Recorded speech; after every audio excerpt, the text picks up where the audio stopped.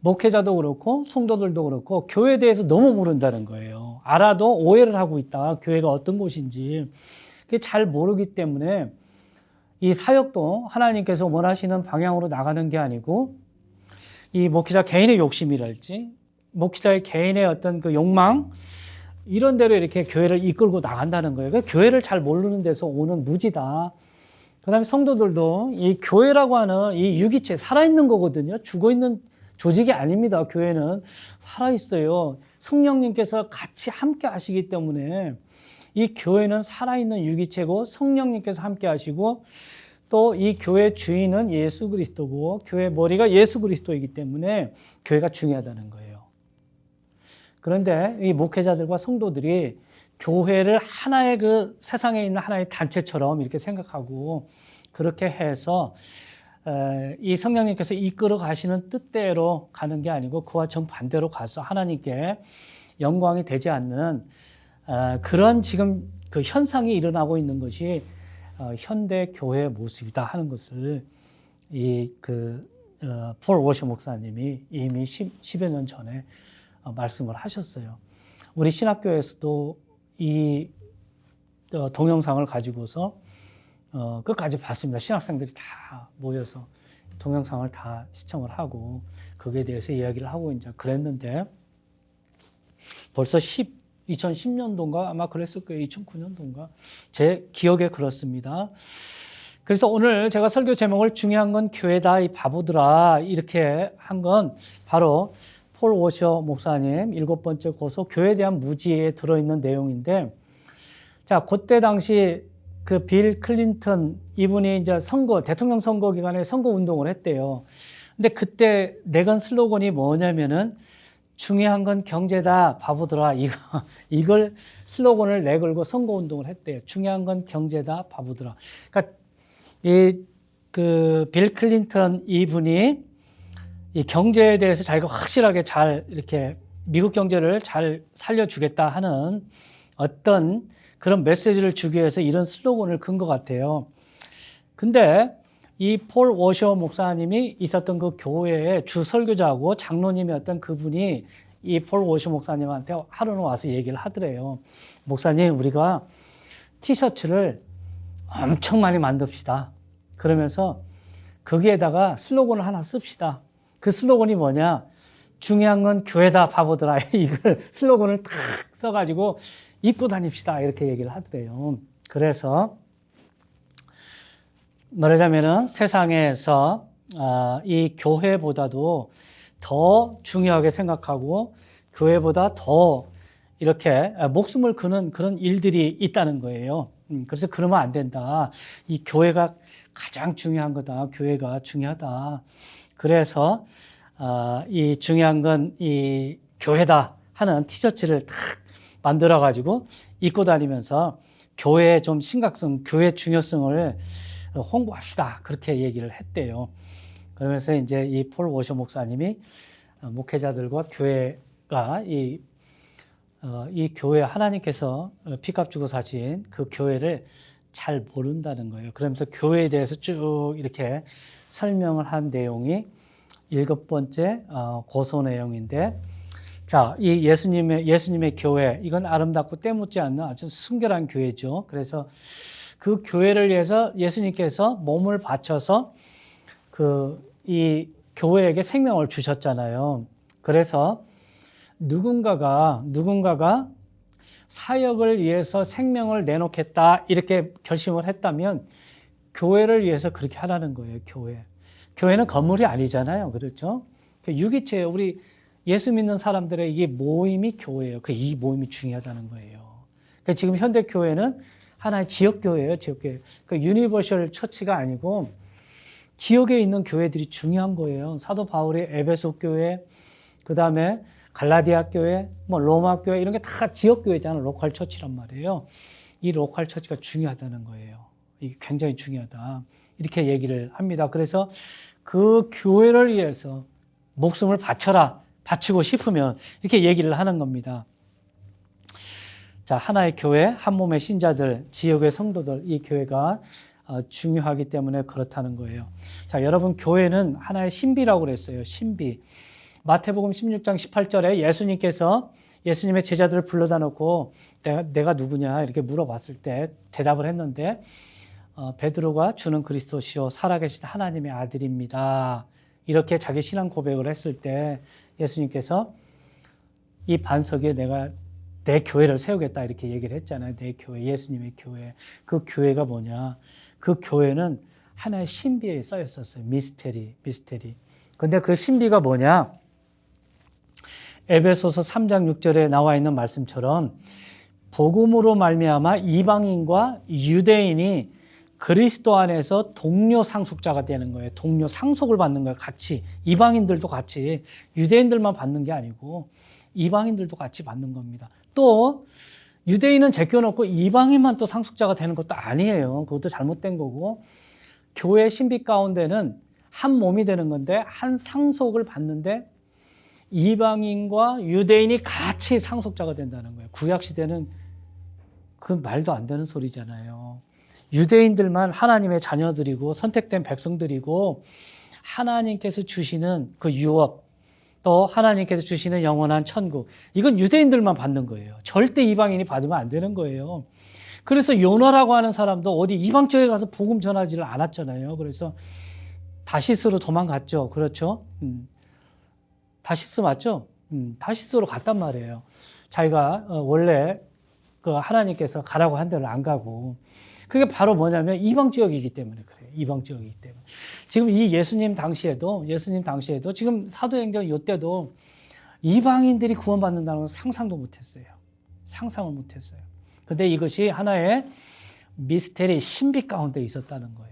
근데 그게 성령님께서 오시면서 확 드러나잖아요. 이제 사도행전 10장에 가면 최초의 이방인 그 고넬료 가족이 구원을 받기 시작합니다. 그때 깜짝 놀라는 거예요. 이 사도들이 이방인들도 유대인들과 같이 똑같이 이렇게 성령을 받는 걸 보고 깜짝 놀라는 겁니다. 근데 이게 신비 가운데 있었다. 그러니까 교회는 신비에 빠져 있었어요. 근데 그 이방인과 유대인이 한 몸이 되고 한 상속자가 되는 것. 그것이 교회다. 그 다음에 그분의 약속에 참여하는 것. 그래서 그분의 영광을 찬양하게 하고 이 교회를 사용해서 하나님께서 하시고자 하는 게 뭐냐면 하늘의 초소들에 있는 정사들과 권능들에게 하나님의 갖가지 지혜를 알게 하려는 거예요. 자, 하늘의 초소들에 있는 정사들과 권능들은 영적인 존재잖아요. 천사들이란 말이에요. 영적인 존재들. 이 영적인 존재들에게 하나님의 갖가지 지혜를 이 교회를 사용해서 알려주는 거예요. 알려주는 거. 그 천사들도 이 복음에 대해서 알기를 원한다고 그랬어요. 그러니까 복음의 비밀은 누구한테 맡겨졌어요? 우리 믿는 사람들에게. 그래서 사도 바울에게 하나님께서 부르셔서 그를 복음의 사역자로 맡겨놓은 거예요. 천사한테 맡기지 않았습니다. 근데 천사들이 이걸 굉장히 부러워한다는 거예요. 그래서 하나님께서 어떻게 세상을 창조하시고 또 하나님께서 그 독생자, 그 아들을 통해서 어떻게 이 세상 가운데서 사람들을 불러내서 하나님의 자녀가 되게 하셨고 그 하나님의 아들 독생자가 어떻게 죽음 가운데 사망 가운데서 부활하게 됐는지 사망의 첫 열매가 됐는지 이런 모든 하나의 그 지혜, 지식 이런 것들을 이 교회를 통해서 다 이렇게 밝히 알려주기를 원한다는 거예요. 그것이 바로 교회라는 겁니다. 그것이 이 에베소 3장에 나와 있고 또 골로새서 1장 16, 18절에 보면 하나님의 창조, 그 다음에 그 예수 그리스도의 선재하심 가장 먼저 계시고 그 다음에 모든 것이 그분으로 말미암아 존재하고 또 그분은 교회의 머리가 되시고 그분께서 시작이시며 죽은 자들로부터 처음 난 자 이것이 골로새 1장 16, 18절에 나오는데 이것이 다 하나님의 지혜 가운데 들어있었던 거예요. 이것을 교회를 통해서 특히 복음을 전하는 이 사역자들을 통해서 다 알게 하신다는 거예요. 알게 하신다는 거예요. 특히 이방인들이 예수 그리스도 그분을 알게 하는 이런 것들이 이 교회에 맡겨졌다는 거예요. 그러니까 교회가 굉장히 중요하잖아요. 그렇지 않습니까? 이 하늘에 있는 천사들에게까지 그들은 몰라요. 교회에 대해서 잘 모릅니다. 그렇기 때문에 이 루시퍼라고 하는 이 사탄 마귀가 하나님을 대적해서 결국은 하나님의 뜻과 하나님의 계획을 다 망가뜨리려고 이 땅에 내려왔잖아요. 그런데 하나님께서 그 아들을 통해서 이 루시퍼야 봐라. 네가 아무리 이 하나님의 그 계획과 뜻 이런 것들을 무너뜨리고 망가뜨리려고 해도 하나님께서는 그 아들을 통해서 세상에 죄 가운데 있는 사람들을 부르고 그 사람들을 그리스도의 몸이 되게 하고 교회가 되게 하셔서 하나님의 뜻을 계속 이루어가고 있다. 이걸 알려주기를 원했다는 거예요. 그래서 우리 교회가 굉장히 중요한 거잖아요. 그렇지 않습니까? 이 세상에 있는 교회가 굉장히 중요한 거예요. 그래서 중요한 건 교회다. 이 교회를 모르면 바보라는 거예요. 바보. 여러분들 교회에 대해서 확실히 아세요? 알아야 돼요. 목회자는 왜 목회를 해야 되는지, 이 설교하는 목적이 뭔지, 어떻게 설교를 해야 되는지 이걸 잘 알아야 돼요. 그 잘 아는 목사들은 교회에 대해서 잘 아는 거예요. 하나님께서 밝히 드러내 주신 말씀을 통해서 보여주신 이 교회의 신비, 하나님의 뜻, 목적 이런 것들을 잘 알면 다르게 나갈 수가 없잖아요. 그러면서 이 폴 워셔 목사님이 현대교회 목사님들은 너무도 잘못 가르친대요. 제 얘기가 아닙니다. 이분의 얘기예요. 그래서 하나님에 대해서 너무 모른다는 거예요. 그 다음에 성경이 완전하지 않다고 가르친다는 거예요. 성경의 완전성을 안 믿는다는 거예요. 목사님들이 세상에. 완전한 계시, 완전한 하나님의 말씀이 주어졌는데 그걸 불완전하다고 생각한다는 거예요. 그래서 어떻게 해요?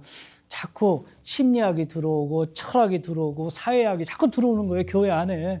목사님들 가르침 속에도 그래요. 목사님들이 심지어는 그런데 의지를 하는 거예요. 이 말씀이 이게 부족하다 생각하니까 다른 거에 자꾸 의지하는 거예요. 이게 문제라는 거예요. 그 다음에 복음에 대해서 잘 모른다는 거예요. 그냥 사형리나 갖다 전해주면은 그냥 하나님은 당신을 사랑하시고 당신에 대한 위대한 계획을 갖고 계십니다. 이렇게 시작해가지고 저를 따라 하십시오. 그러면서 그 기도를 탁 따라하면 구원받았다고 그러고 이렇게 해가지고 굉장히 이게 복음에 대해서 잘 모른다는 거예요. 잘 모른다.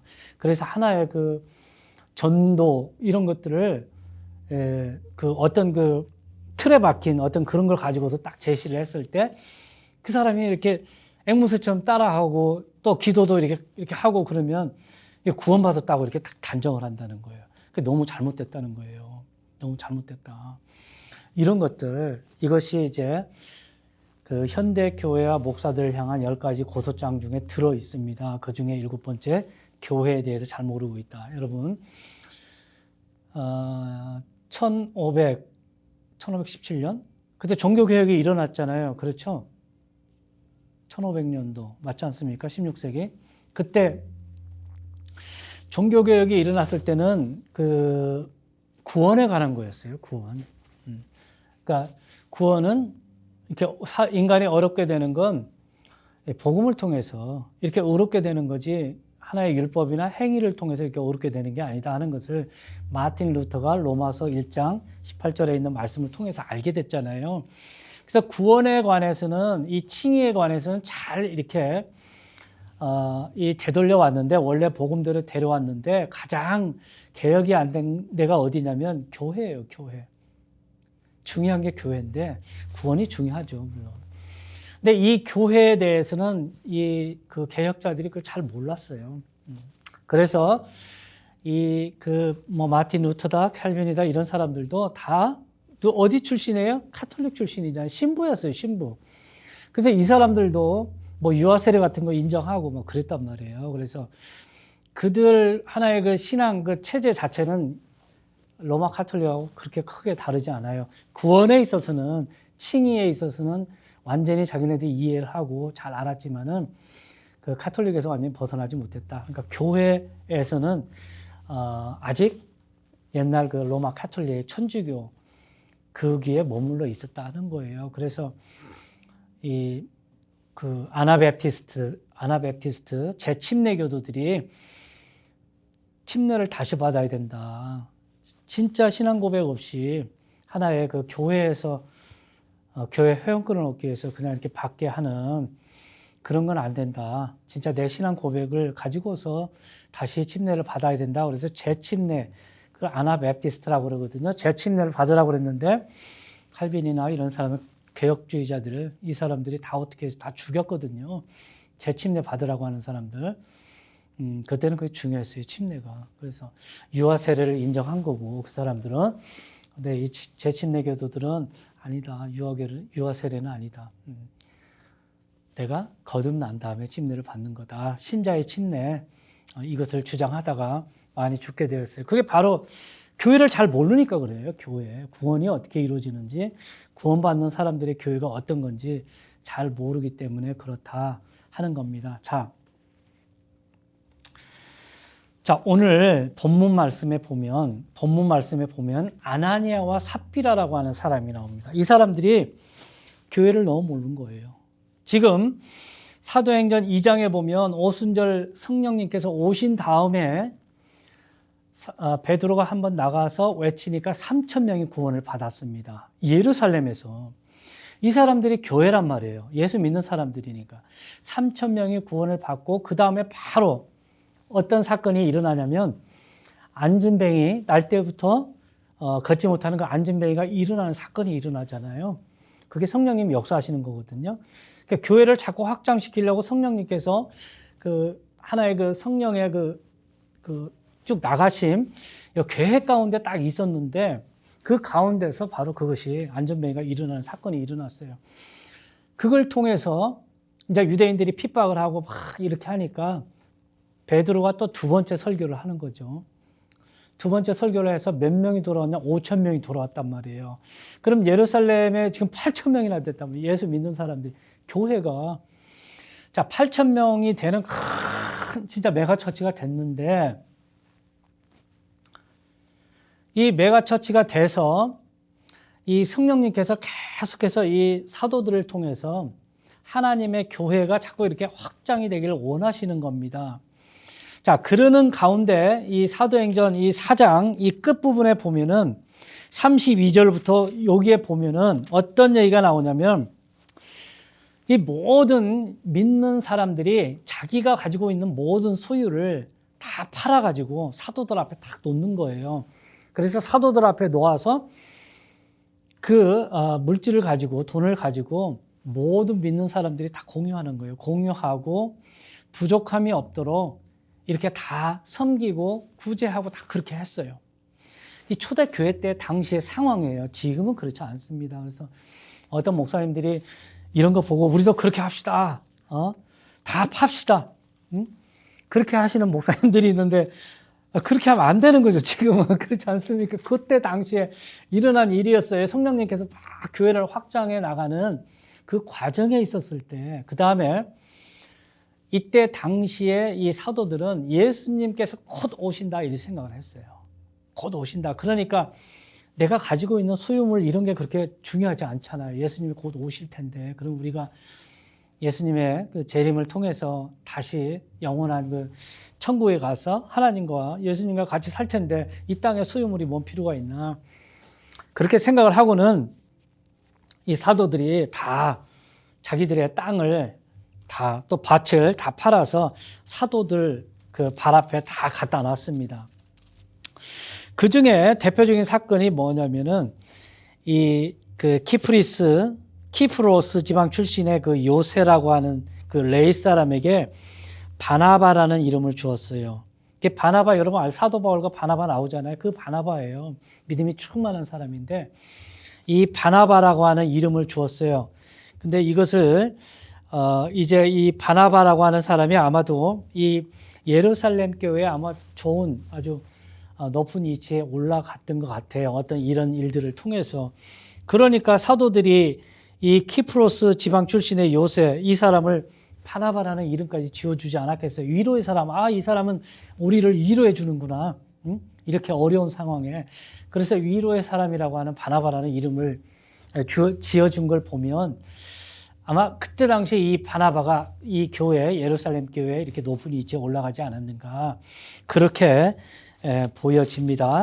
자, 그런데 5장에 바로 와서 보면, 그러나, 이렇게 얘기했잖아요. but, 이렇게 얘기했죠. 그렇죠. 그러나라는 말은 반대예요, 반대. 그렇지 않습니까? 이 바나바와는 완전히 다르게 이 아나니아라 하는 어떤 사람이 자기 아내 삽비라와 함께 소유 하나를 팔아 그 값에서 얼마를 감췄는데 그의 아내도 이 일에 은밀히 관여하였더라. 그가 일부만 가져다가 사도들의 발 앞에 두거늘. 이게 문제가 된 거예요. 이게 문제가. 자, 우리는 이런 거 보면 그거 자기 땅이고 자기 소유인데 그거 팔아서 조금 일부는 감추고 일부 다 이렇게 내놓은 건 이게 좋은 거고 선행이고 진짜 칭찬받을 만한 일인데 왜 그거 이 자체가 잘못됐는가 이해를 잘 못할 수도 있어요. 근데 우리가 이것을 그때 그 초대교회 당시의 그 시대 상황을 좀 잘 알아야 돼요. 지금 성령님께서 오셔서 교회가 계속 나가기를 원하는 거고, 그 다음에 성령님께서 성도들 가운데 들어와서 성령님의 지금 어떤 하고자 하는 어떤 그런 계획, 목적 가운데 그 사도들이, 그 믿음의 사람들이 다 같이 그 공동으로 소유하고 공동으로 이렇게 같이 나눠 쓰는 그런 일들이 있었어요. 교회가 하나가 되는 그런 일들이 있었습니다. 교회가 하나가 돼야지 사역이 나갈 거 아니에요. 그렇지 않습니까? 우리도 이 교회에서 어떤 일을 할 때 기도 모임을 한다, 혹은 뭐 어디 가서 구제를 한다, 혹은 우리 수요 모임 시작합시다, 새벽 기도 시작합시다. 예를 들어서 이런 일들이 일어난다면 반대하는 사람이 있고 따르는 사람이 있을 거 아닙니까? 그렇게 하면 일이 진행이 안 되잖아요. 그런 것처럼 지금 이때 당시 이 특수한 상황에서는 성령님께서 이 교회들이 한 마음이 되고 하나가 돼서 하나의 그 신앙의 공동체, 믿음의 공동체를 계속해서 이렇게 확장시키려고 하는 성령님의 강력한 어떤 그 계획이 있었어요. 물론 이건 하나님으로부터 오는 건데, 근데 이걸 하는 데 있어서 이 아나니아라고 하는 또 삽비라라고 하는 이 두 부부가 교회 안에서 탁 제동을 걸게 한 거예요. 이런 사건이 있었기 때문에 이런 측면으로 봐야지 이 사건을 이해할 수가 있습니다. 단순히 우리 그 일반의 눈으로 그 조금 떼어먹었다고 하나님께서 그를 즉각 죽인다는 건 이건 이해할 수 없다 해서 자꾸 이렇게 이상하게 말씀을 하시는 분들도 있고, 또 여기에 나와 있는 이 본문 자체를 하나의 11조를 떼어먹었다, 또 성교헌금을 떼어먹었다, 이런 하나의 그 헌금 이렇게 떼어먹었기 때문에 하나님의 돈을 도적질했다. 그래서 하나님이 심판하셔서 이들이 죽었다. 그러니까 헌금 떼어먹지 마세요. 이렇게 과거에 정말이에요. 정말 그런 일이 있었어요. 목사님들이 그렇게 설교하시는 분들이 많이 있었고, 그 다음에 부흥회에서 특히 부흥 강사님들이 뭐 성전 건축을 한다 이게 할 때 그런 부흥 강사님들 많이 불러 이렇게 모시거든요. 그러면 그분들이 건축 헌금 빨리 하시라고, 그렇지 않으면 안 된다고, 이 여러분들 갖고 있는 소유물 이 교회에 내고 해서 이 하나님이 기뻐하시는 이 성전 건축에 이게 뭐 하시라, 헌신하시라. 그렇지 않고 숨겨놓으면 아나니아와 삽비라처럼 됩니다. 막 이렇게. 과장된 얘기지만 그렇게 얘기하시는 분들이 있었단 말이에요. 과거에는. 지금은 그렇게 하면은 성도님들이 이제는 어느 정도 알잖아요. 이 좋으신 목사님들의 그 설교 같은 걸 많이 들었기 때문에, 또 이 성경 공부를 하고 그다음에 이 성경 말씀을 연구할 수 있는 교재들이 많이 있기 때문에 내가 마음만 먹으면 얼마든지 이 성경을 알 수 있어요. 그렇기 때문에 지금 그렇게 하면은 조금 곤란하죠. 문제가 많이 되죠. 근데 옛날에는 좀 그런 경향이 있었다. 근데 그렇게 하면 안 되고, 하나의 그 성령님께서 원하시고 하나님께서 원하시는 방향대로 안 가고 이렇게 불순종하는 거예요. 불순종. 이 자체가 불순종이에요.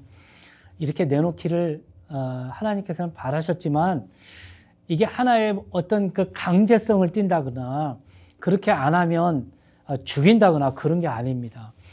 여기에 보면은 그 값에서 얼마를 감췄는데 그의 아내도 이 일에 은밀히 관여하였더라.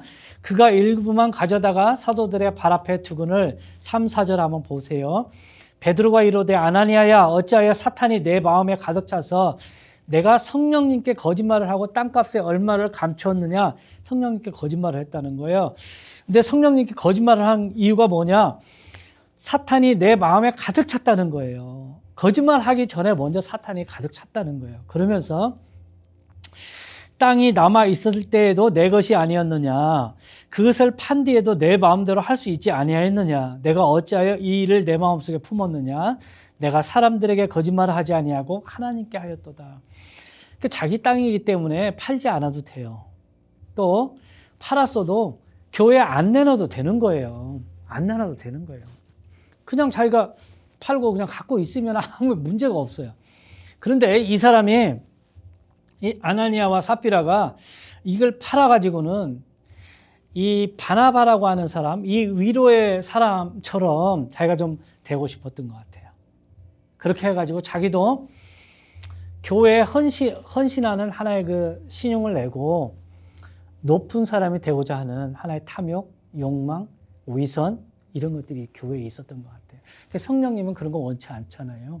교회가 한 마음이 되고 순수한 마음으로 성령님의 뜻을 따르기를 원하지 거짓된 마음과 또 탐욕을 통해서 이런 일에 동참하는 걸 원치 않죠. 그러니까 하나님이 그걸 아시는 거예요. 아시는 거. 자, 그래서 이 아나니아와 삽비라가 바로 하나님의 심판을 받은 겁니다. 하나님의 심판. 하나님이 심판하셨다고 그랬어요. 베드로가 심판한 거 아니고 교회가 심판한 거 아닙니다. 하나님께서 바로 그들의 목숨을 거둬가셨어요. 거둬가셨다. 자, 이 존 파이퍼 목사님이 이 디자이닝 갓에서 이 사탄의 어떤 사탄이 우리 믿는 사람들을 어떻게 유혹하는지 거기에 대해서 잘 써놨습니다. 제가 한번 이걸 여러분들에게 10가지를 한번 설명을 해드릴게요. 알려드릴게요. 자, 존 파이퍼 목사님이 하나님을 향한 갈망, Desiring of God 여기에서 여러분을 향한 사탄의 10가지 전략 이것을 이렇게 딱 글을 실어놨는데 제가 그걸 옛날부터 이 존 파이퍼 목사님 Desiring of God 이걸 이렇게 번역을 해서 이메일로 보내는 걸 제가 이렇게 해놨더니 매일 아침마다 이게 와요. 제 이메일로. 그래서 제가 이걸 알게 되는데 제가 한번 볼게요. 자, 이 칼럼에서 파이퍼 목사는 삶에 있어서 우리를 가장 각성시키는 사실은 모든 인류에게 초자연적인 적이 있다는 거예요. 초자연적인, 자연을 뛰어넘는 어떤 적이 있다는 거예요. 적. 영적인 거예요. 그의 목적은 고통과 기쁨을 이용하여 영원히 우리의 눈을 멀게 하고 우리를 어리석게 만들고 불행하게 만든다는 거예요. 그게 사탄의 그 전략을 얘기하는 겁니다.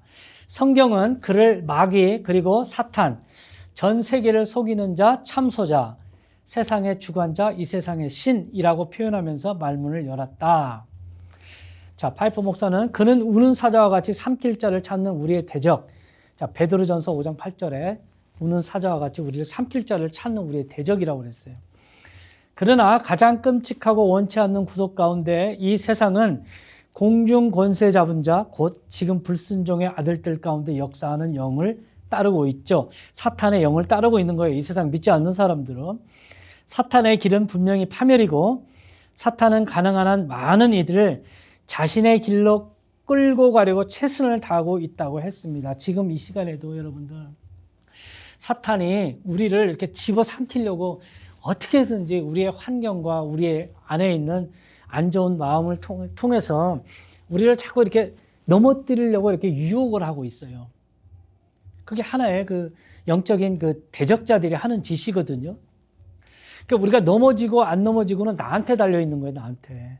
내 신앙의 상태, 믿음의 상태가 어떤가, 하나님을 얼마나 의지하고 내가 얼마큼 성령 충만에 빠져 있는가에 따라서 내가 사탄의 밥이 되고 안 되고 하는 겁니다. 사탄은 항상 넘어뜨리려고 그러는 거예요. 이 교회 특히 이 아나니아와 삽비라 이 사람들을 통해서 교회가 나가는 방향을 딱 브레이크업하고 있는 거예요. 지금 우리가 그걸 볼 줄 알아야 되는 거예요. 그러면서 내가 깨어 전쟁에 임하라는 제목으로 기록한 선한 싸움에는 날마다 이 원수를 대적하고 날마다 그에게 기회를 주지 않고 날마다 그의 계략에 대항하는 것들이 포함되어 있다고 설명했다. 다음은 파이프 목사가 소개한 사탄의 전략 10가지다. 첫 번째는 사탄은 거짓말쟁이라는 거예요. 거짓의 아비. 지금 벌써 이 사람이 거짓말을 했다고 그랬잖아요. 4절 한번 보세요. 땅이 남아 있었을 때에 내 것이 아니었느냐? 그것을 판디해도 내 마음대로 할 수 있지 아니하였느냐? 내가 어찌하여 이 일을 내 마음속에 품었느냐? 내가 사람들에게 거짓말하지 아니하고 하나님께 하였도다. 하나님께. 사탄이 내 마음에 충만하게 임했기 때문에 성령 충만이 아니고 사탄 충만이 있었기 때문에 거짓말을 했다는 거예요. 왜? 사탄은 처음부터 거짓의 아비, 거짓말쟁이였기 때문에.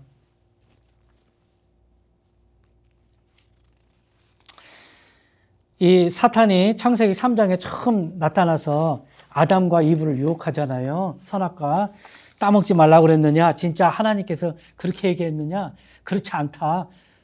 네가 따먹으면은 그 신들처럼 되기 때문에 하나님처럼 되기 때문에 못 따먹게 한 거다. 네가 진짜 죽지 않는다. 이게 거짓말했잖아요. 처음부터 거짓말쟁이라는 거예요. 그러니까 우리가 믿으면서도 거짓말하는 건 뭐예요? 사탄의 농간에 자꾸 넘어가는 거예요. 넘어가는 거. 거짓말은 사탄이 하는 거다. 하는 겁니다. 그 다음에 사탄은 믿지 않는 자들의 마음을 가린다는 거예요. 우리 마음을, 순결한 마음, 깨끗한 마음을 확 가려버리는 거예요. 그 다음에 믿지 않는 세상 사람들 마음을 가려서 하나님을 보지 못하게 해요. 복음을 받아들이지 못하게 하는 겁니다.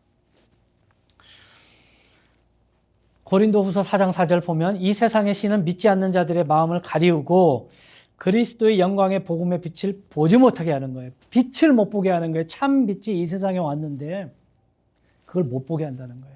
있는데 못 보는 거예요. 그게 사탄이 가려놨기 때문에 그렇다는 겁니다. 그래서 우리가 전도할 때 우리가 기도를 많이 하는 게 바로 뭐예요? 영적인 싸움이거든요. 사탄이 그 사람을 확 잡고 있기 때문에 이 결박을 풀지 않으면은 이 사람이 주님께 돌아오질 못해요. 빛을 보지를 못합니다. 복음을 받아들일 수가 없어요. 그래서 우리가 기도를 많이 하는 거예요. 그 결박을 풀 수 있도록. 그렇게 하고 나가서 전도하고 선교하고 그러면 열매들을 얻을 수 있습니다. 우리 힘으로 되지 않기 때문에. 자, 그 다음에 사탄은 빛과 의로움의 옷으로 자신을 가장한다는 거예요. 그러니까 위선 뜨는 거예요. 기만, 영적인 기만. 여기 아나니아와 삽비라 이 사람들처럼 선한 사람, 착한 사람, 구제 많이 하는 사람, 나도 바나바처럼 그렇게 이 교회를 위해서 열심히 헌신하는 사람이다. 이렇게 자기를 가장을 하는 거예요. 이 사탄막이 술수거든요. 자기 안에는 탐욕이 가득 있으면서도 자기는 좋게 보이는 거예요. 교회 사람들에게 나를 좀 좋게 봐달라. 이렇게 얘기하는 겁니다. 이 목사님들도 사탄의 종들 있죠. 의의 종으로 가장을. 이단 목사님들. 이 사탄의 종인데 의의 종으로 가장을 해서 자기가 선지자라고 그러고 막 그런단 말이에요. 잘못된 거예요. 그 다음에 사탄도 기적을 행하죠. 사탄도 기적을 행한다. 사탄도 사역을 하는 거예요. 그래서 사탄의 그 어떤 그 악한 영의 그 역사를 따라서 능력, 표적, 거짓 기적, 그 다음에 속임수 이런 것들이 나와요. 그래서 사람들이 확 넘어가는 거예요. 확 넘어가는 거. 요한계시록에 보면은 마지막에 거짓 선지자들, 사탄의 하수인들이 와서 엄청난 기적을 일으킨다고 그랬어요. 적그리스도거든요. 그때 사람들이 홀라당 넘어가는 거예요. 저분이 진짜 그리스도구나. 이렇게 확 넘어가는 거예요. 그 다음에 사탄은 사람들을 유혹해서 죄를 짓게 하는 거예요. 유혹하는 거예요. 물질로 유혹하고, 명예로 유혹하고, 권력으로 유혹하고, 이런 마태복음 4장에 보면 예수님께서 시험 받으시잖아요. 40일 동안 밤낮으로 줄이고 성령님께 이끌려서 사탄으로부터 유혹을 받게 되는데 먹을 것 가지고 하잖아요. 돌덩이를 떡으로 한번 만들어 봐라. 그 다음에 위에서 한번 뛰어내려 봐라. 자꾸 유혹을 하잖아요. 근데 예수님은 다 물리쳤단 말씀으로 다 물리쳤단 말이에요. 근데 우리는 어떻게 해요? 조금만 배고파도 이 도둑질하고 싶은 거야. 훔치고 싶은 거고. 물질에 욕심이 생기면 내가 어떤 수단 방법을 가려서라도 벌어서 남에게 피해 주는데도 불구하고. 그게 많잖아요. 우리 박명자매님 뷰티 서플라이에서 일 많이 하셨으니까 알잖아요. 한국 사람들 특히 거기가 잘 된다 그러면 여기에다 바로 또 차리고 그런단 말이에요. 왜 그래? 물질 때문에 그러거든요. 너만 잘 먹고 사냐? 나도 좀 먹고 살자. 이런 것들이 다 뭐냐면은 그 유혹에 넘어가는 거예요. 물질의 유혹에. 지킬 건 지켜줘야 되는데 그렇지 못한단 말이에요. 그래서 나만 잘 되면 되는 거예요. 내가 많이 벌어서 내가 내 가족 잘 먹이고 남이 어떻게 됐든 말든. 제가 TV 어떤 프로를 봤는데 이분이 이제 연세가 한 60이 넘었는데 60 한 4, 5세가 됐는데 산에 들어가 사세요. 근데 그분 그 간증을 들어보니까 이야기를 들어보니까 자기가 그 과거의 삶이 뭐였냐면 용역회사 그러니까 달동네 그 재개발하고 그러면은 깡패들 동원해서 이렇게 강목으로 막 다 때려 부수고 사람들 불쌍한 사람들 다 쫓아내잖아요. 한겨울에 그런단 말이에요. 그래서 할머니, 할아버지, 손주들이 나와서 막 바지가랑이 붙잡고 쫓아내지 말라고 우리 이 겨울에 나가면 어디 갑니까 하고 울고불고 애원을 해도 다 했다는 거예요. 그렇게 하고는 자기가 돈을 너무 많이 벌었대요. 하루에 술값을 1,000만 원을 썼대요. 술값을 1,000만 원. 여러분. 그렇게 해서 벌었대요. 돈을. 남을 그렇게 피해를 주고 그렇게 돈을 많이 벌었는데 이 사람 얘기가 뭐냐면 하루에 술값을 1,000만 원 정도 쓸 정도였는데 진짜 내가 땀 흘리고 수고해서 번 돈이 아닌 건 내 것이 아니더라. 자기가 이제 산속에 들어와서 그걸 느낀 거예요. 그때서. 그거 그만두고, 그 일을 그만두고. 그래서 그 일을 그만두고 이제 자기가 이건 할 짓이 아니다 생각을 하고 그만두고 비즈니스를 하기 시작했는데 다 안 되더라는 거예요. 다 안 되더라고요. 자기가 경험이 있고 하는데도 돈 투자해서 완벽하게 해서 계획을 갖고 하는데 사기당하고 하여튼 부도나고 하여튼 하는 것마다 안 되더래요. 그래서 자기가 생각했대. 이거 내가 죄 받는구나. 내가 이렇게 못된 짓을 했더니 그대로 내가 받는구나 하고는 산속으로 들어왔다는 거예요. 그래요. 그렇지 않습니까? 이 사탄 마귀가 우리 믿는 사람뿐만 아니라 믿지 않는 사람들에게는 주인이 된 거예요. 주인. 그렇게 해서 사탄의 그 뜻에 따라서 이렇게 살아가는 거예요. 사탄이 믿지 않는 사람들에게 자꾸 그런 마음을 줘서 그런 거에 열심을 내고 이렇게 살게 하는 거죠. 그 다음 6번째는 사탄은 사람들의 마음에서 하나님의 말씀을 뽑아내고 신앙을 죽인다. 그렇죠.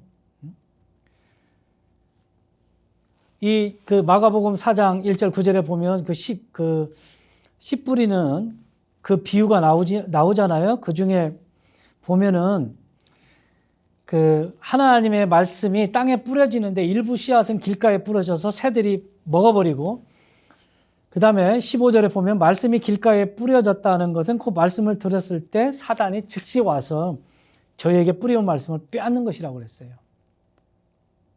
교회 안에도 마찬가지입니다. 세상에서 복음의 씨앗을 뿌릴 때도 사탄이 가로채는 거예요. 받지 못하게. 교회 안에서도 마찬가지고. 내 마음의 밭이 어떠냐에 따라서 이 말씀이 나한테 탁 와서 씨앗을 내고 열매를 맺는 사람이 있는가 하면 이 말씀이 내 마음이 너무 딱딱하고 길가처럼 이렇게 탁 닦여 있으면 말씀이 안 들어와요. 툭 튕겨져 나가는 거예요. 그러면 어떻게 해요? 사탄이 확 가져간다는 거예요. 그렇다는 거예요. 그래서 이 사탄이 사람들의 마음에서 하나님의 말씀을 뺏어간다는 거다. 그래서 신앙을 죽인다는 거예요. 이게 사탄의 역할이라는 겁니다. 그 다음에 7번째가 뭐냐면은 사탄은 때로 아픔과 질병을 일으킨다는 거예요. 아픔. 이 질병이라고 하는 것도 사탄이 주는 게 있습니다. 다 그런 건 아니에요. 다 그런 건 아니에요. 이거 여러분들 잘못 이해하면 안 됩니다. 그 한국의 그 성락교회 김기동 목사라고 하는 분은 사람이 넘어져서 다치는 것도 다 이 귀신이 그렇다고 그래요. 귀신. 악한 영에 의해서 그게 그렇게 다 된다는 거예요. 어디가 아픈 것도 그렇다는 거예요. 사업이 잘못되는 것도 다 악한 영 때문에 그렇다. 그 귀신론이잖아요. 귀신론. 그런데 진짜로 사탄은 때로는 아픔과 질병을 일으키죠. 그 목적에 따라서 하나님께서 허락하시면 욥을 한번 보세요. 욥. 사탄이 그렇게 한 거잖아요. 하나님이 허락하신 거고. 그래서 등에 막 욕창이 나오고 그랬지 않습니까? 그 다음에 자기 소유물이 다 죽고 막 그랬잖아요. 자식들도 다 죽고. 이런 것들이 사탄의 역사가 될 수 있다는 거예요. 사탄이 일을 하는 거다. 아픔과 질병도 다 그렇다. 그러나 다 그렇다 이렇게 생각하시면 큰일 나는 거예요. 큰일 나. 그 고린도후서 12장 7절에 보면 사도 바울도 육체의 가시가 있었잖아요. 이거 하나님께서 교만하지 말라고 육체의 가시, 하나의 질병을 주신 거예요. 아픔, 신체에 어떤 고통을 주어서 그가 셋째 하늘에 올라가서 모든 신비를 다 봤어요. 사도 바울이 셋째 하늘에 올라가서 하나님의 나라, 천국을 다 보고 내려온 거예요. 그럼 사람이 교만해지잖아요. 그러니까 교만하지 않게 하기 위해서 겸손해지라고 어떻게 해요? 육체에 그냥 가시를 주신 거예요. 그런 경우가 있어요. 그러니까 다 내가 뭐 몸이 아프다, 뭐가 잘못된다 하면 이거 사탄이 이러는구나. 응? 그렇게 꼭 볼 필요는 없다. 경우에 따라서는 그렇게 될 수도 있다 하는 거예요. 하나님께서 허락하시면. 질병도 마찬가지고. 그 다음에 이 질병이 이 날 때부터 이렇게 아픈 사람이 있었잖아요. 이 제자들이 가다가 보니까 이게 어머니 태에서부터 이렇게 나온 사람이 아픈 사람이 있었어요. 그래서 제자들이 예수님께 물어보잖아요. 이 사람이 자기의 죄로 인해서 이렇게 됐습니까? 아니면 부모의 죄로 인해서 이렇게 됐습니까? 이렇게 물어보잖아요. 부모의 죄도 아니고 이 사람의 죄도 아니고 이것은 하나님의 영광을 드러내기 위해서 이렇게 된 거다. 이게 어떤 하나님의 목적에 따라서 이런 질병이 올 수도 있는 거예요. 그러니까 우리가 그냥 이건 저 사람 이렇게 했기 때문에 자기가 이런 죄를 지었기 때문에 이런 일들이 일어났다. 이렇게 단정할 수는 없단 말이에요. 그러나 이 질병이나 사망이나 이런 것들은 원래 태초부터 아담의 범죄로부터 오는 거예요. 우리가 로마서 5장에 보면은 나오지 않습니까? 한 사람의 죄로 사망이 세상에 들어왔고 이 사망이 모든 사람들에게 다 임했다고 그랬어요. 한 사람의 죄가 모든 사람에게 죽음을 가져왔다는 거예요. 이 죽음이 모든 사람에게 다 임해서 다 죽는다는 거예요. 한 번 사람은. 그런데 이 한 사람 또 한 사람의 의를 통해서 모든 사람이 다 의롭게 된다. 그게 바로 예수 그리스도 그분의 죽음을 얘기하는 거잖아요. 한 사람 불순종하는 사람, 한 사람 순종하는 사람을 통해서 죽음이 오고 다시 의롭게 되는 그런 일들이 일어났다고 로마서에서 이렇게 얘기를 하는 겁니다. 그러니까 여러분들 원래는 그래요. 원래는 죽음과 질병은 죄 때문에 온 거예요. 죄 때문에. 그러니까 아무리 어려운 사람도 한번 죽잖아요. 육신적으로. 나이가 오래돼서 죽든지 아니면은 병에 걸려서 죽든지 죽는 건 마찬가지예요. 그건 죄를 통해서 죄 때문에 그렇다는 거예요. 죄가 없었으면 안 죽겠죠. 영원히 살겠죠. 우리가. 그렇다고 해서 우리 이 인간의 그 살아가는 그 라이프 과정 가운데 오는 그 질병 뭐 이런 것들이 꼭 하나의 나의 죄 때문에 그렇다 이렇게 보기는 우리가 그렇게 생각해서는 안 된다. 왜 성경은 그렇게 얘기하지 않기 때문에. 무슨 얘기인지 알겠죠, 여러분들? 자, 그런 것들은 하나의 우리에게 질병을 주고 어려움을 주고 이런 것들은 하나의 우리의 상화를 위해서 주어질 수 있어요. 비즈니스가 잘못된다거나 내가 큰 그 병에 걸린다거나 이건 하나님께서 나를 좀 징계 회초리를 댄 다음에 예수님 닮아가는 삶, 내 삶 가운데서 좀 거룩성을 유지하기 위해서 그런 회초리를 들어서 그 회초리 때문에 그런 일들이 일어날 수 있습니다. 그러니까 그렇게 기억을 하셔야지 무턱대고 갖다 놓고 그냥 저 사람 암 걸렸으니까 저 죄를 얼마나 졌길래 저렇게 암에 걸렸단 말이야. 꼭 이렇게는 보지 마라. 우리는 그렇게 생각하시면 좋겠고, 그 다음에 사탄은 살인자죠. 사탄이 직접 죽이는 건 아니지만은 사람을 통해서 사람에게 그렇게 유혹을 하는 거예요. 가인이 아벨을 죽였잖아요. 그 가인의 마음속에 사탄의 악한 생각이 들어가 있었던 거예요. 그러니까 죽이는 거예요. 이 가인이 자기 아우를 죽이는 겁니다. 자, 그 다음에 이 사탄은 사역자들의 계획을 대적한다. 이 사탄이 이 교회의 사역을 이게 대적하는 거예요. 데살로니가전서 2장 17, 18절에서 이 사도 바울이 자신의 선교 계획이 어떻게 좌절되었는지에 대해 말하고 있습니다. 형제들아, 우리가 잠시 너희를, 이거 개역 성경입니다. 그대로 제가 했기 때문에 우리 지금 이 성경에 나와 있는 번역하고는 좀 다를 수 있어요. 형제들아, 우리가 잠시 너희를 떠난 것은 얼굴이요 마음은 아니니 너희 얼굴 보기를 열정으로 더욱 힘썼노라. 그러므로 나 바울은 한 번, 두 번 너희에게 가고자 하였으나 사탄이 우리를 막았도다. 이렇게 얘기했어요. 이 데살로니가 교회에 가기를 원했는데 사탄이 막았다는 거예요. 그러니까 선교를 막는 거죠. 아프리카 선교 가고 싶은데 못 가잖아요. 응? 못 가지 않습니까? 이건 뭐 하나님의 계획일 수도 있고, 하여튼 뭐 어떤 계획이 있겠죠.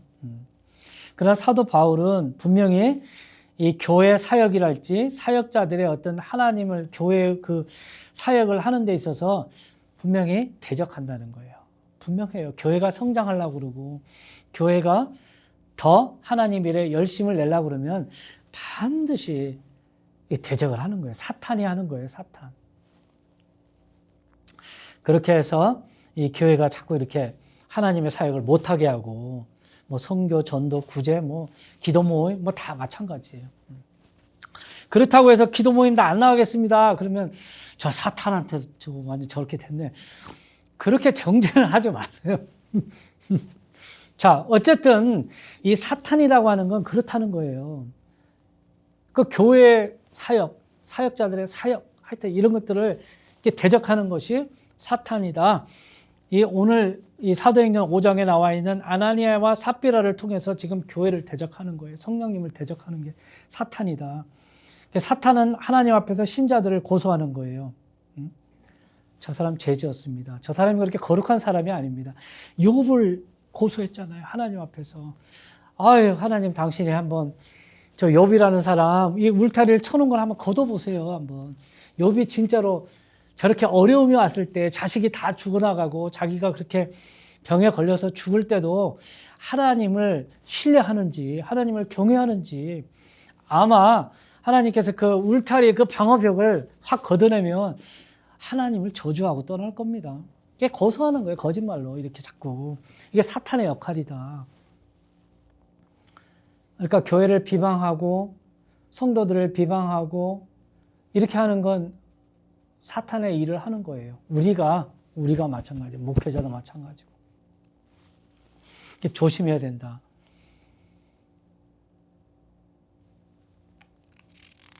자, 그러나 우리에게 소망은 뭐예요? 사탄은 결국 이긴다, 못 이긴다? 못 이긴다. 못 이긴다. 못 이겨요. 왜?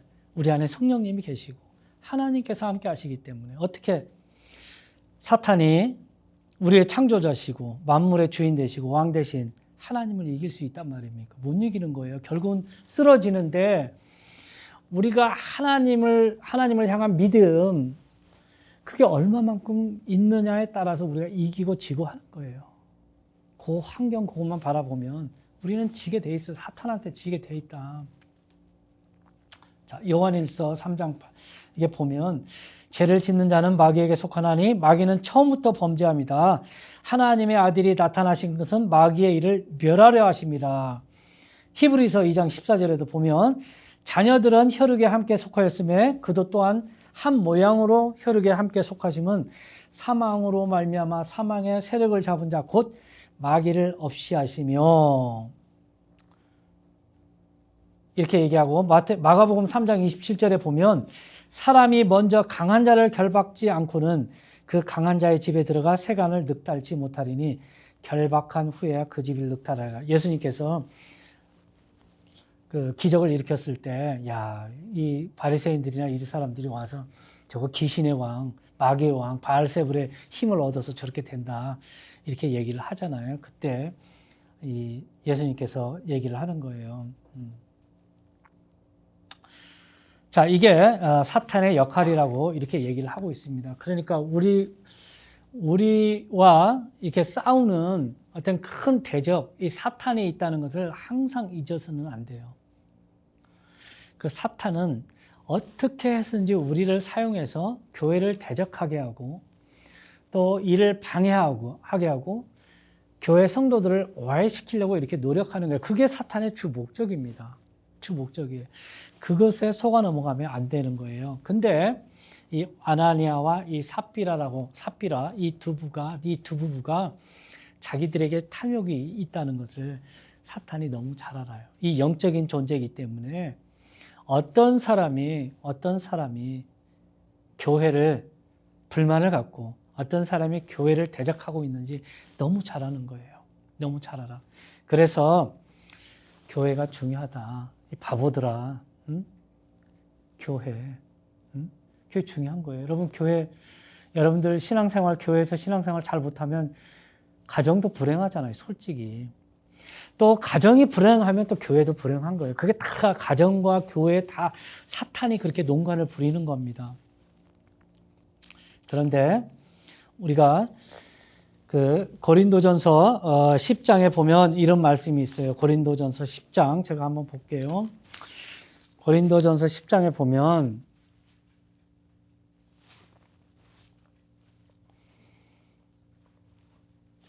이 구약의 불순종 사례들 이걸 쭉 얘기를 하면서 하나님을 시험한 사람들이 다 이렇게 죽었던 것을 쭉 얘기를 하는 겁니다. 하나님을 시험한 사람들, 영적 무리바 사건에서도 누굽니까? 모세가 하나님의 거룩함을 드러내지 못했잖아요. 자기 혈기에 의해서 반석을 내리쳐가지고 물을 내기는 했지만 하나님의 거룩함을 드러내지 못해서 많은 사람들이 어떻게 쓰러졌단 말이에요. 그 다음에 우상숭배로 그 모세의 형 아론이 금송아지 만들어서 우상숭배해서 어떻게 하루에 23,000명이 죽었다. 이게 하나님을 다 시험한 거예요. 그 다음에 이 광야에서 그 불뱀 사건이 일어났잖아요. 이스라엘 백성들이 그 광야로 이렇게 행군하는 동안에 하나님께 불평불만하고 모세에게 불평불만해서 불뱀을 보냈는데 결국은 이들이 그 광야에서 굶주리고 이러니까 물도 마시지 못하니까 하나님을 막 불평불만하고 불순종하고 그랬다는 거예요. 그걸 시험했다는 거예요, 하나님을. 그 다음에 하나님은 그런 거 하나 해결해 주지 못하는 하나님이 아닌데 그렇게 했다는 겁니다. 그 다음에 자, 그래서 이런 모든 것들이 11절에 보면 고린도전서 10장 11절에 보면 이제 이 모든 일은 그들에게 본보기로 일어났다는, 샘플로 일어났다는 거예요. 샘플. 구약의 이런 것들은 다 우리들에게 하나의 본보기가 된다는 겁니다. 샘플. 그래서 사도 바울이 고린도전서 10장에서 이걸 쫙 다 기록해놨어요. 하나님을 시험해서 죽은 사건들, 이것들을 다 본보기로 이렇게 적어놨다고 얘기를 하면서 또 그것들은 세상의 끝을 만난 우리를 훈계하기에 기록되었느니라. 그런즉 12절에 그런즉 스스로 서 있는 줄로 생각하는 자는 넘어지지 않도록 주의해라. 나는 괜찮다. 믿음에 서 있다. 이만하면 교회에 잘 헌신하고 열심히 그렇게 하고 있으니까 괜찮다. 이런 사람들 조심하라는 거예요. 주의하라는 거, 주의. 사탄이 언제든지 나를 공격할 수 있으니까. 13절에 사람에게 공통적으로 있는 시험 외에는 너희가 어떤 시험도 당하지 아니하였나니, 이런 모든 시험은 다 모든 사람에게 주어진다는 거예요. 이 아나니아와 삽비라 같은 이런 사탄이 주는 유혹, 이 시험은 모든 사람에게 다 주어진다는 거예요. 다. 꼭 이 사람들에게만 주어지는 게 아니고 나한테도 주어질 수 있는 거죠. 내가 탐욕, 위선 이런 거 부릴 수 있잖아요. 목회하면서.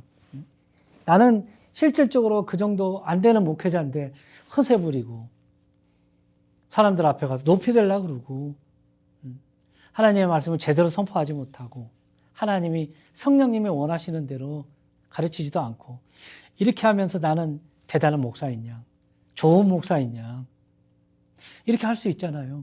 그러니까 누구든지 유혹이 올 수 있는 거예요. 사탄이 주는 거거든요. 그런 거 다. 내가 넘어가는 거예요. 넘어가는 거.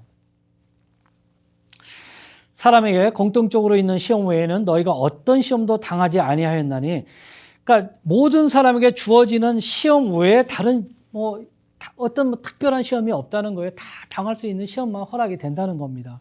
그러면서 하나님은 신실하사 너희가 감당할 수 있는 것 이상으로 시험 당하는 것을 너희에게 허락하지 아니하시고 또한 그 시험과 함께 피할 길을 내사 너희가 능히 그것을 감당하게 하시느니라. 할렐루야. 아멘.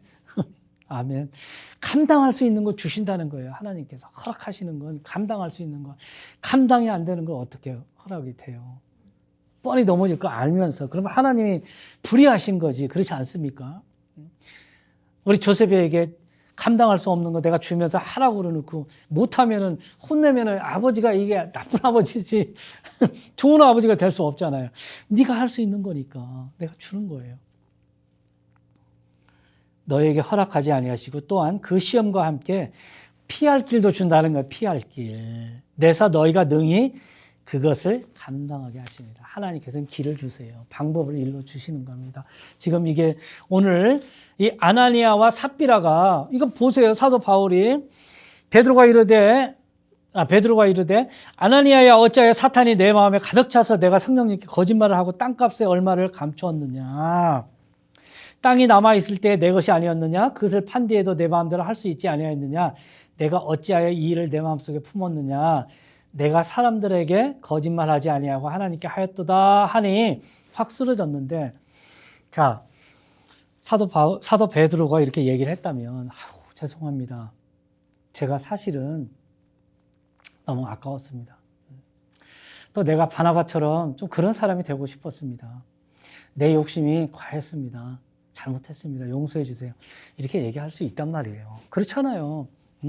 그런데 그렇게 하지 않았단 말이에요. 그 다음에 이 와이프에게도 보세요. 자, 7절 보면 3시간쯤 시간이 지난 뒤에 그의 아내가 이루어진 일을 알지 못하고 들어오매 베드로가 그녀에게 응답하여 이르되 내게 말하라 너희가 땅을 그 값에 팔았느냐 하니 그녀가 이르되 예, 그 값이니이다. 이거 아예 대놓고 거짓말을 하고 있잖아요. 이 아나니아 이 남편에게는 그런 변명거리도 주지 않았어요. 근데 여기는 거짓말을 아주 대놓고 하고 있는 겁니다. 그러면서 이에 베드로가 그녀에게 이르되 어찌 너희가 서로 합의해 주의 영을 시험하려 하였느냐. 이게 하나님을 시험했다는 거예요. 구약에 아까 제가 방금 고린도전서 10장에 나와 있는 하나님을 시험하다가 많이 죽었다고 그랬잖아요. 이게 하나의 우리의 본보기로 온 것처럼 이 지금 초대교회 지금 교회가 막 이루어져 나가고 성령님께서 막 역사가 일어나는데 교회 안에서 이런 일들이 있으면 사역이 진전이 안 되잖아요. 그래서 이 조그만 죄 하나라도 하나님께서 용납하지 못하는 거예요. 그 다음에 교회는 거룩해야 된다. 순결해야 된다. 우리는 순결한 신부들이니까 내 마음속에 죄악이 있을 수 있어요. 그렇잖아요. 100% 깨끗한 마음으로 우리가 못 살잖아요. 그럼에도 불구하고 내가 사탄에게 유혹을 받고 넘어지고 하는 것은 나한테 달려있다. 하나님께서 그걸 허락하셨을 때는 길을 내준다고 그랬잖아요. 그 성령님 의지해야 돼요. 그러니까 성령 충만해야 되고 늘 조심해야 돼요. 그럴 때 사탄이 와서 탁 나를 넘겨뜨리니까 특히 목회자들 조심해야 된다. 지금 나는 조그만 교회 하고 지금 유명하지도 못하고 그러니까 그래도 그나마 덜 공격하겠지. 그렇지 않겠습니까? 큰 교회가 되면 지금 여기 한 8,000명, 예루살렘 교회 8,000명이에요. 8,000명. 메가처치란 말이에요. 8,000명의 성도들이 있는 담임 목사가 됐을 때 얼마나 유혹거리가 많겠어요. 성도들도 마찬가지고. 그런데 이 아나니아와 이 삽비라가 이 교회에 대해서 잘 모르는 거예요, 사실. 지금 뭐 그럴 수 있죠. 지금 이제 막 교회가 막 성장이 되고, 이 아나니아와 삽비라도 구원 받은 사람이잖아요. 교회 아니니까. 구원 못 받았다 이렇게 얘기하면 안 되는 거예요. 그래서 교회 구원을 받았는데도 이 성령님께서 지금 하나님께서 하시고자 하는 이 교회에 대해서 잘 몰랐어요. 이 사도들도 마찬가지였고. 자, 이것을 통해서 우리에게 주시고자 하는 게 뭐냐면은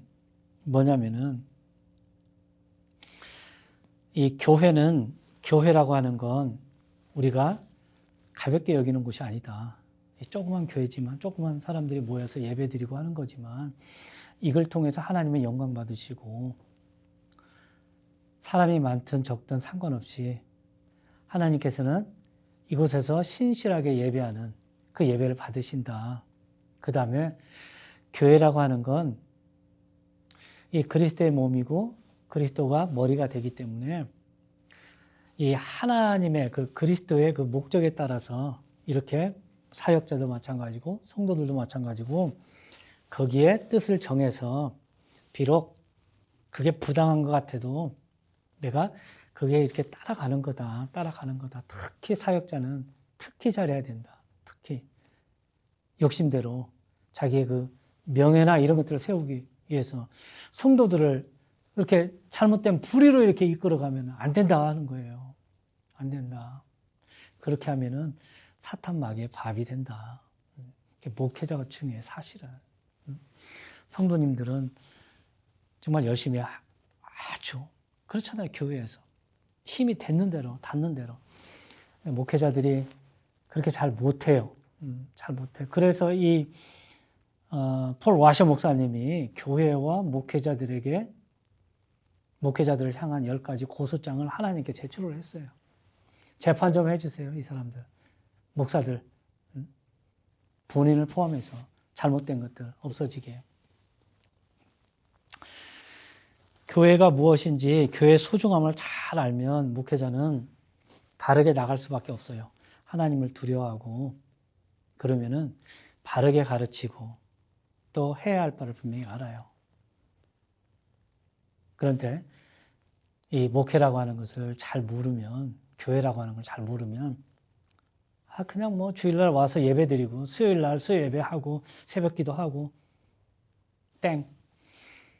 이게 목회구나 이렇게 생각할 수 있단 말이에요. 그다음에 설교도 그냥 세상에 좋은 얘기, 교훈, 어떻게 행할 것인가 이런 것만 자꾸 이렇게 가르치고 그런단 말이에요. 그렇지 않습니까? 이 폴 와셔 목사님 얘기예요. 이분 얘기. 제 얘기가 아니라 많은 목회, 교회, 설교가 이거 해라 저거 해라 이렇게 하지 마라 저렇게 하지 마라.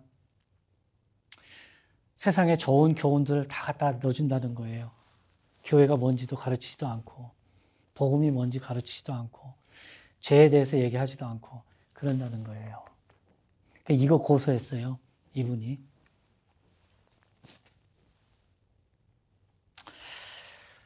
자, 아나니아와 삽비라처럼 저나 여러분들이 성령님께서 이끌어 가시는 이 교회에 누가 되거나 방해가 되지 않는 그런 우리의 신앙이 되기를 주님의 이름으로 축원합니다.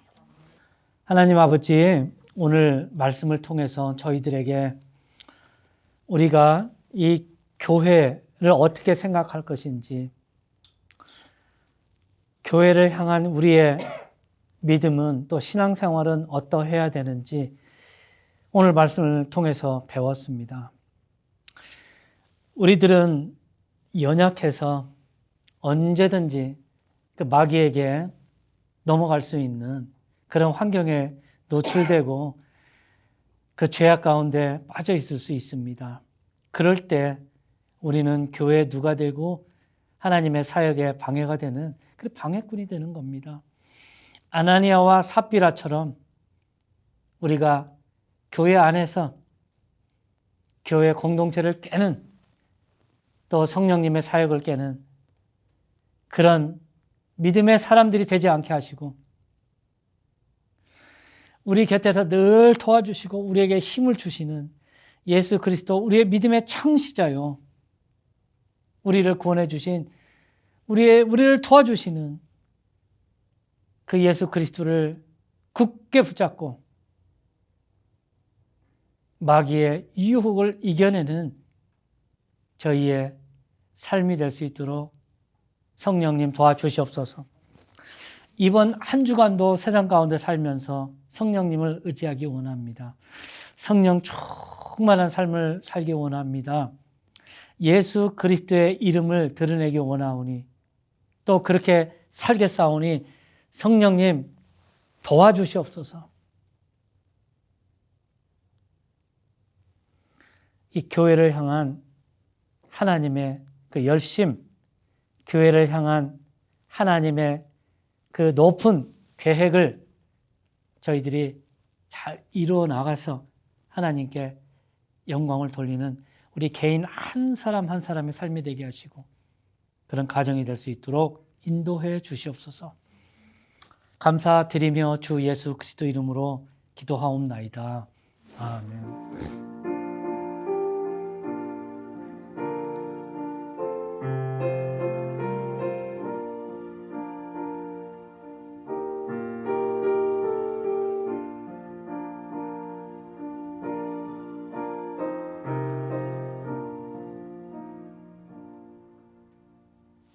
아멘. 아멘. 감사합니다.